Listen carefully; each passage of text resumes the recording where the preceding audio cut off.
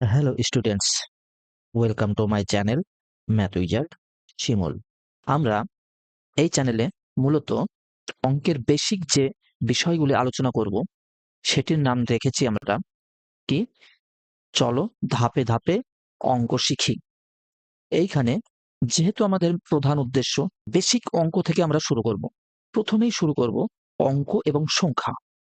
এই চ্যাপ্টার পর আমরা প্রকৃত মান, স্থানীয় মান, অখণ্ড সংখ্যা, যোগ বিয়োগ গুণ এইসবের পরিচয় দিয়ে আমরা অঙ্কর ভেতরে আস্তে আস্তে যাব।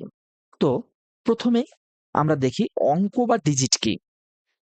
তোমরা হয়তো জানো যে ক্লাস 5 এ যারা পড়েছো যে 5 অঙ্কের বৃহত্তম সংখ্যা 5 অঙ্কের এই যে অঙ্ক কথাটা লিখছে, কেন লিখছে, এই অঙ্কগুলি আসলে কি সেটা জানতে হবে।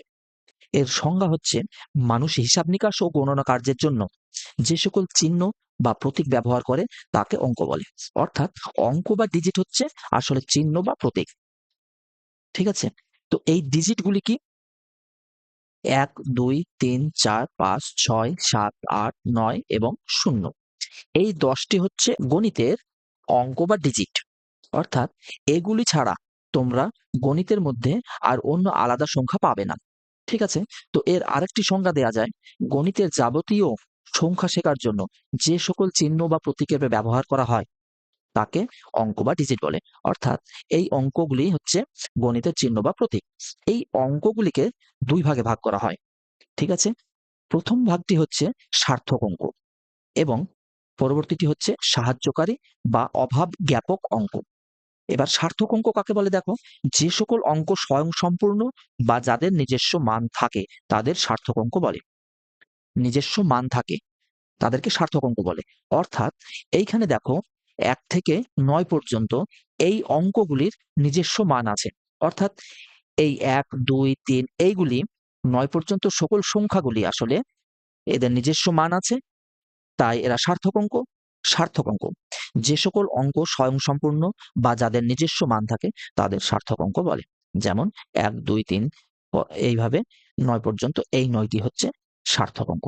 অর্থাৎ এদের নিজস্ব মান আছে। অর্থাৎ আমরা বলতে পারি এই যে 1 অঙ্কটি আছে, এই 1 দ্বারা আমরা একটি কিছু বোঝাতে পারি, 2 দ্বারা 2টি কিছু বোঝাতে পারি, 9 দ্বারা 9টি কিছু বোঝাতে পারি। অর্থাৎ এদের নিজস্ব মান আছে, তাই এগুলি হচ্ছে সার্থক অঙ্ক। এবার সাহায্যকারী অঙ্ক কি?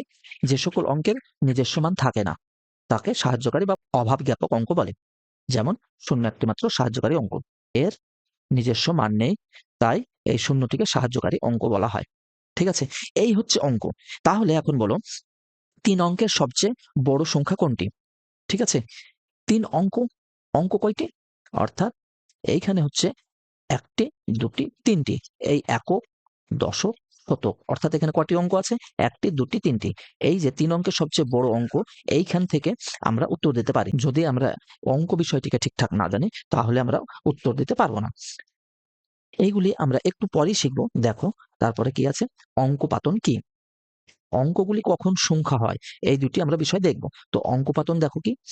কোন সংখ্যাকে অঙ্ক দ্বারা লেখাকে বা লেখার পদ্ধতিকে অঙ্কপাতন বলে। কোন সংখ্যাকে অঙ্ক দ্বারা লেখার পদ্ধতিকে অঙ্কপাতন বলে। অর্থাৎ ধরো আমি 50 একটি সংখ্যা লিখছি, 50 অঙ্কটি সংখ্যাটি আমরা লিখছি। এই যে লেখার জন্য আমরা কয়টি অঙ্ক ব্যবহার করেছি? 2টি অঙ্ক। এই 2টি অঙ্ক দ্বারা সংখ্যা লেখার পদ্ধতিকেই আমরা বলছি অঙ্কপাতন পদ্ধতি। ঠিক আছে? এবার অঙ্ক আমরা শিখলাম, অঙ্কের পরে আমরা শিখবো এবার সংখ্যা। সংখ্যা আসলে কি? ঠিক আছে? আমরা অঙ্ক দেখলাম কয়টি? এই 10টি হচ্ছে অঙ্ক। এই 10টি অঙ্ক দ্বারা গঠিত হয় সংখ্যা। ঠিক আছে? সংখ্যা বা নাম্বার হচ্ছে উপরে উল্লেখিত অঙ্ক 10টির মধ্যে একটি বা একাধিক অঙ্ক পাশাপাশি বসে সংখ্যা তৈরি হয়। আমরা এখনই বললাম 50 সংখ্যাটি তৈরি করতে কটি অঙ্ক লেগেছে? 2টি। এরা পাশাপাশি বসে একটি সংখ্যা তৈরি হচ্ছে, সংখ্যা তৈরি করেছে। এটাকে আমরা সংখ্যা বলতে পারি। এরপরে দেখো অঙ্কগুলি পাশাপাশি বসে যদি পরিমাণ বোঝায়, কি? পরিমাণ বোঝায়। অর্থাৎ কিছুটা পরিমাণ বোঝায়, তবেই তাকে আমরা সংখ্যা বলবো। তার মানে কি? তার মানে আমরা যদি বলি শুধু 2, এটা কি? এটা একটি হচ্ছে অঙ্ক। ঠিক আছে? এবার যদি আমরা বলি 5টি, টি এর সাহায্যে কিছুটা পরিমাণ বোঝাচ্ছি, 5টি বেঞ্চ কি 5টি পেন ইত্যাদি যদি আমরা বোঝাই, তাহলে এই অঙ্কটি কি হয়ে যাবে? এই অঙ্কটি তখন হয়ে যাবে সংখ্যা। অর্থাৎ যদি অঙ্কগুলি পাশাপাশি বসে কিছুটা পরিমাণ বোঝায়, তবে সেই অঙ্কগুলি বা পাশাপাশি অবস্থিত অঙ্কগুলিকে আমরা সংখ্যা বলবো। এর সংজ্ঞা হিসেবে আমরা কি বলতে পারি? একক অঙ্ক হিসেবে পরিমাণ বোঝালে সার্থক অঙ্কগুলিকে কি কোনগুলোকে? সার্থক অঙ্কগুলিকে আমরা সংখ্যা বলবো। এবার দেখো আমরা দেখব 1 থেকে 100 পর্যন্ত বিভিন্ন অঙ্ক এবং সংখ্যা। এগুলি কি? 1 থেকে 100 পর্যন্ত মোট অঙ্ক আছে 192টি। অর্থাৎ 1, 2, 3, 4, 5 এইভাবে আমরা কি 10, 11, 12, 13 এইখানটায় কি একটি অঙ্ক, দুটি অঙ্ক। 10 এর ক্ষেত্রে কটি অঙ্ক আছে? দুটি, এখানে দুটি। এইরকম ভাবে 1 থেকে 100 পর্যন্ত মোট 192টি অঙ্ক রয়েছে। 1 থেকে 100 পর্যন্ত শূন্য সংখ্যাটি কতবার আসে জানো? 11 বার। বা 1 থেকে 100 পর্যন্ত আমরা সংখ্যাগুলি লিখলে 11টি শূন্য দেখতে পাবো। 1 থেকে 100 পর্যন্ত সংখ্যাগুলি লিখলে আমরা 1 সংখ্যাটি পাবো 21 বার। 1 থেকে 100 পর্যন্ত 2, 3, 4, 5, 6, 7, 8, 9 এই সংখ্যাগুলি 20 বার করে পাবো। 1 থেকে 100 পর্যন্ত 2 থেকে 9 সকল সংখ্যাগুলি 20 বার করে আসে। 1 থেকে 100 পর্যন্ত মোট মৌলিক সংখ্যা আছে 25টি। সংখ্যায় ব্যবহৃত অঙ্কগুলির মান 2 ভাবে আমরা দেখাতে পারি। সেটি কি? সেটি হচ্ছে স্বকীয় মান এবং স্থানীয় মান। স্বকীয় মান এবং স্থানীয় মান এইখান থেকে অনেক পরীক্ষায় কোশ্চেন আসে। সেগুলি আমরা নেক্সট ভিডিওতে দেখব। তার আগে আমরা এই কোশ্চেনগুলোর উত্তর দিতে পারি কিনা দেখব, দিয়ে ভিডিওটি শেষ করব। দেখো, এক অঙ্কের বৃহত্তম ও ক্ষুদ্রতম সংখ্যা দুটি লেখো। এক অঙ্ক অর্থাৎ কটি অঙ্ক থাকবে? শুধুমাত্র একটি অঙ্ক। একটি অঙ্ক দ্বারা আমরা 1 থেকে 9টি অঙ্ক লিখতে পারি। তাহলে 1 হচ্ছে সবচেয়ে ছোট প্রথম অঙ্কটি এবং সবচেয়ে শেষ অঙ্ক অর্থাৎ 9 হচ্ছে সবচেয়ে বড় অঙ্ক। ঠিক আছে?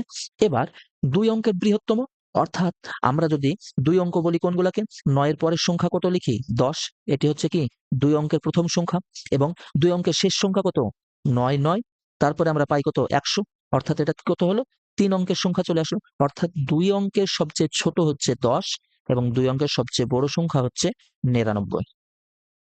এবার 5 অঙ্কের বৃহত্তম ও ক্ষুদ্রতম সংখ্যা দুটি লেখো। 5 অঙ্কের বৃহত্তম এবং ক্ষুদ্রতম সংখ্যা। তাহলে তোমরা কিভাবে লিখবে? 5 অঙ্ক, এখানে 1 অঙ্ক বলতে গেলে কটি 9 লিখছি? 1টি।